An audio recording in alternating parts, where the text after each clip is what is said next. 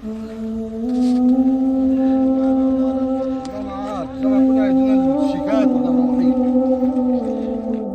Bekër e Sidik dhe pasqyrimi I tij në kohën tonë.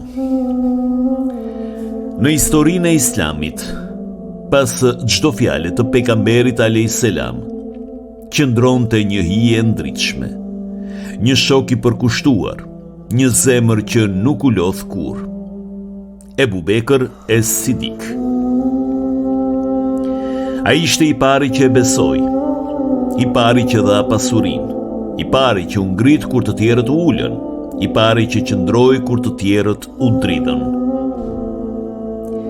Bamirësia e Ebu Bekrit, pasuri që u bë dritë. Ai nuk e pas njerë floririn si pasuri, por si pesh që duhet ta kthente në dritë.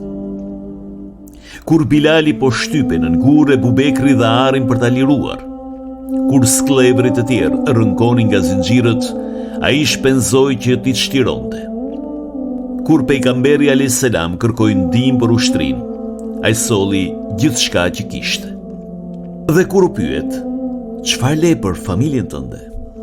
Ai u përgjigj me fjalët më të mëdha që ka dëgjuar historia.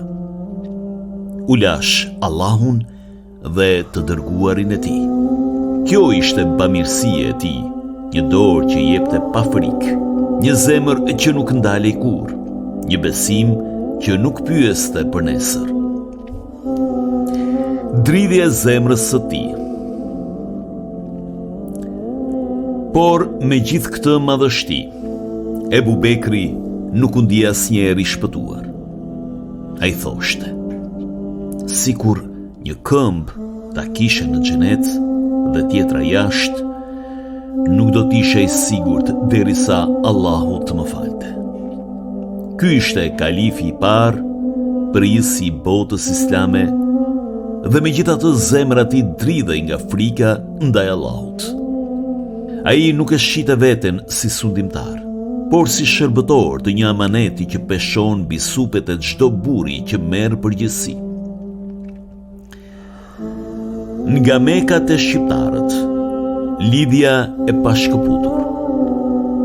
Historia e Ebu Bekrit nuk është vetëm rrëfimi I një kohe të shkuar. Ajo është një pasqyrë që shtrihet deri në ditët tona. Sepse edhe në mesin ton ka njerëz që mbajnë të njëjtën frymarrje, që nuk jetojnë për veten, por për të tjerët.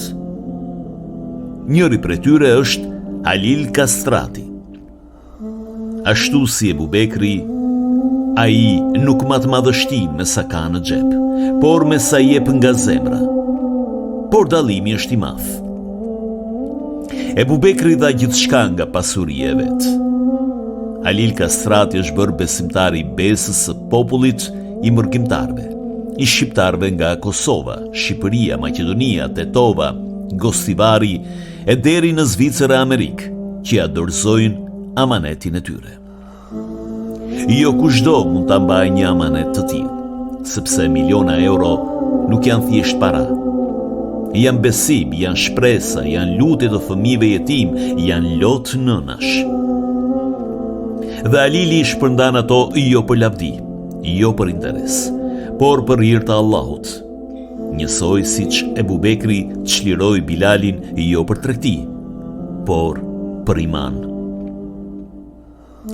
Dy figura, një frymë. Njëri jetoi në Mekë, tjetri jeton në mesin ton.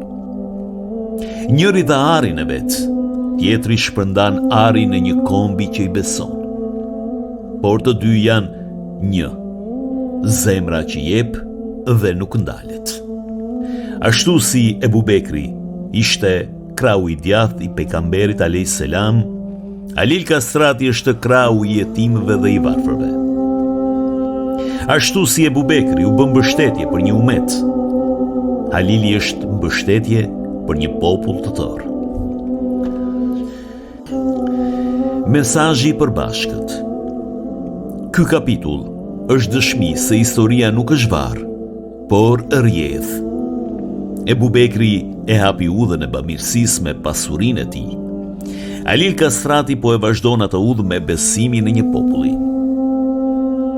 Dhe mes tyre, mes shekullit të parë dhe shekullit tonë, qëndron një e vërtet. Bamirësia është gjua e besimit. Dhe kush e flet këtë gjuhë, është pasqyrë e Sidikut. Nëse lexuesi i këtij libri merr një mësim nga ky kapitull, le të jetë ky. Mos e mat veten me atë që mban, por me atë që jep. Mos e shiko pasurinë si pronë, por si urë. Mos e lër popullin pa shpresë, sepse shpresa është sadakaja më e madhe. Ebu Bekri dha gjithçka që kishte dhe u bë dritë për botën. Halil Kastrati shpërndan gjithçka që i besohet dhe u bë dritë për kombin. Dhe kështu drita e Sidikut ende ndriçon sot në mesin e shqiptarëve.